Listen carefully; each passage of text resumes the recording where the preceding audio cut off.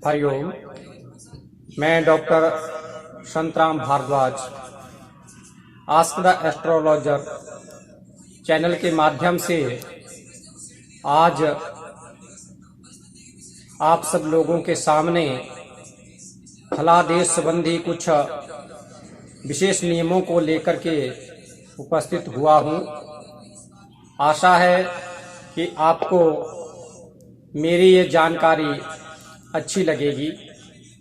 सबसे पहले यदि हम किसी जातक की जन्म कुंडली का फलादेश करते हैं तो सबसे पहले हमारे को उस जातक की जन्म तारीख, जन्म समय और जन्म स्थान का पता होना जरूरी होता है, क्योंकि उसी के साथ हम उस जातक की जन्म कुंडली का निर्माण कर सकते हैं और अक्षांश, रेखांश और देशांतर वो भी हम निकाल करके उस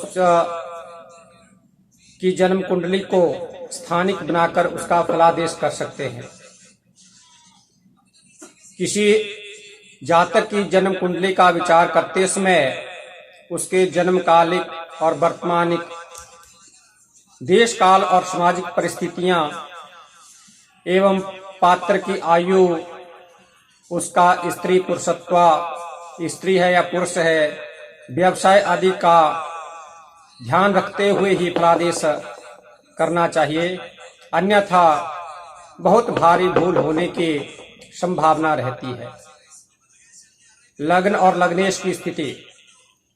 जन्म कुंडली में स्थित लग्नस्थ राशि ग्रह, लग्नाधिपति ग्रह की स्थिति का सर्वप्रथम विचार करके ही किसी भी मनुष्य के प्रारंभिक जीवन एवं शारीरिक संरचना के बारे में हम लग्न से बता सकते हैं। लग्न राशि पर शुभ योग कारक ग्रहों के प्रभाव का विशेष महत्व होता है। लग्न राशि पर शुभ एवं योगकार ग्रहों के प्रभाव से स्वरूप जातक प्रभावशाली व्यक्तित्व का होता है और लग्नेश ग्रह स्वराशि का हो, मित्र राशि का हो, अपने उच्च राशि में स्थित हो, केंद्र में हो या त्रिकोण में हो तो जातक उच्च पदासीन केंद्राधिपति या त्रिकोणेश द्वारा दृष्ट हो तो जातक उच्च पदासीन होता है। लग्नेश तृतीय स्थान में स्थित हो तो जातक पराक्रमी एवं लग्नेश दुस्थानों में अर्थात 6, 8 और 12 स्थान में स्थित हो तो जातक के स्वास्थ्य के लिए अरिष्ट कारक होता है। यह विचार हम लग्नेश की स्थिति को देख करके किसी जातक के बारे में बता सकते हैं। लगन के पश्चात अन्य भावों, भावेश एवं कारक ग्रहों का विचार करना चाहिए। केंद्र त्रिकोण 1, 4, 7, 10, 5 और 9 इन भावों को ग्रहों, इन भावों में यदि शुभ ग्रहों का योग हो तथा त्रिषड आए 3, 6 और 11 भावों में यदि पाप ग्रहों की स्थिति हो तो वह शुभ कारक योग होता है, अर्थात उस जातक की जन्म कुंडली में शुभत्व का अधिकतम योग होता है। जो भाव अपने स्वामी या शुभ गुरु आदि शुभ ग्रहों के द्वारा दृष्ट हो अथवा त्रिकोणपति 3, 1, 5, 9 एवं भावाधीश अर्थात जिस भाव में ग्रह बैठा है उस भाव का स्वामी हो या उनके द्वारा दृष्ट हो तो जातक को वह शुभ फल प्रदान करता है। यथा यो यो भावा स्वामी दृष्टो व सौम्यर्वा स्यात् तस्य वृद्धि पापैरेव तस्य भावस्य हानि निर्दिष्ट पृच्छतो जन्मतो वा। इसके विपरीत जो भाव शनि, भौम, राहु आदि पापी या नीच अस्त आदि ग्रहों से युक्त या दृष्ट हो तो उस भाव के फल की हानि करते हैं। त्रिकोणपति यदि पाप ग्रह भी हो तो शुभ फलदायक होते हैं तथा त्रिषडाय 3, 6 और 11 इन भावों के स्वामी शुभ ग्रह भी यदि हो तो वो भी पाप फल प्रदान करते हैं, अर्थात पाप ग्रह के समान ही वो अपना फल देते हैं। सर्वे त्रिकोण नेतारः ग्रह शुभ फल प्रदः पत्यस्त्रिषडाय आयम यदि पाप फलम प्रदः इति प्रासरे, अर्थात प्रासर होरा शास्त्र में कहा गया है कि यदि त्रिकोण नेतारः अर्थात 1, 5 और 9वें भाव का स्वामी यदि त्रिकोण का नेता हो और वो अशुभ ग्रह भी हो तो भी वह शुभ फल प्रदान करता है। और यदि त्रिषड आए 3, 6 और 11 भाव का स्वामी यदि शुभ ग्रह भी हो तो भी वो पाप फल देने वाला ही होता है। इसी भांति 3, 6, 8, 12 इन भावों को त्रिक स्थान कहा गया है।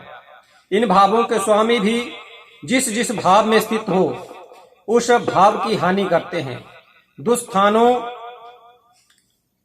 के स्वामी यदि त्रिषडाय पति भी हो तो वह विशेष अरिष्ट का योग बनाते हैं, अर्थात 3, 6, 11 भाव के स्वामी यदि 6, 8, 12 में बैठे हैं तो शुभ भी है तो भी अशुभ ही फल प्रदान करते हैं, और यदि अशुभ है तो विशेष अरिष्ट का स्थान बनाते हैं।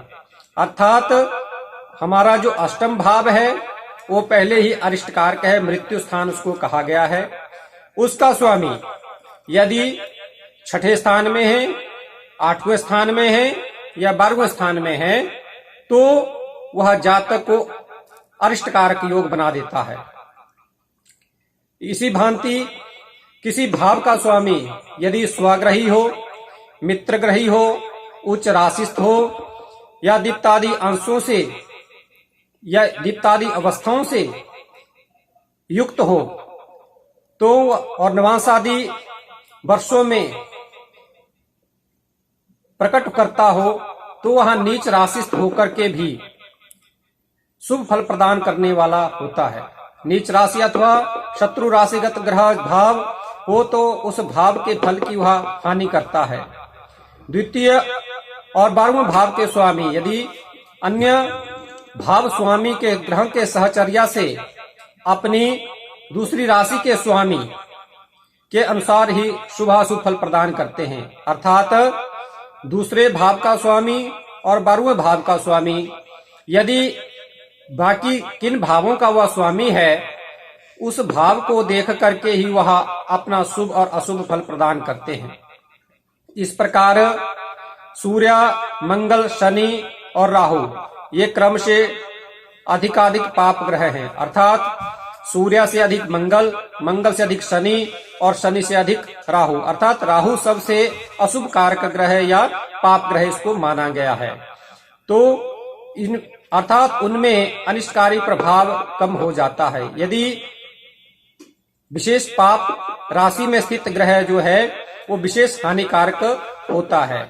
इस प्रकार हम किसी की जन्म कुंडली को देखते हुए यह निर्णय कर सकते हैं कि उसका जो स्वामी है, लग्न का स्वामी है, केंद्र का स्वामी है या त्रिकोण का स्वामी है, वो किस स्थिति में बैठा है और त्रिषड आय का स्वामी, त्रिक भाव का स्वामी कहाँ पर स्थित है। इन चीजों को देख करके ही यदि हम फलादेश करेंगे तो अवश्य ही हमारा जो फलादेश है वो सटीक होता है, अर्थात जातक को हम सटीक फलादेश कर सकते हैं। ये कुछ विशेष जानकारियां आज मैंने अपने ज्योतिष के माध्यम से आप लोगों के सामने रखी। आशा करता हूं कि आपको ये जानकारी अच्छी लगी हो। इन्हीं शब्दों के साथ मैं अपनी वाणी को विराम देता हूं और आपसे निवेदन करता हूं कि हमारा जो चैनल है आस्क द एस्ट्रोलॉजर, उसके आप ज्यादा से ज्यादा लाइक करिए, ज्यादा से ज्यादा अपने व्यूज दीजिए, उसको सब्सक्राइब करें, शेयर करें। इन्हीं शब्दों के साथ ओम नमो नारायण।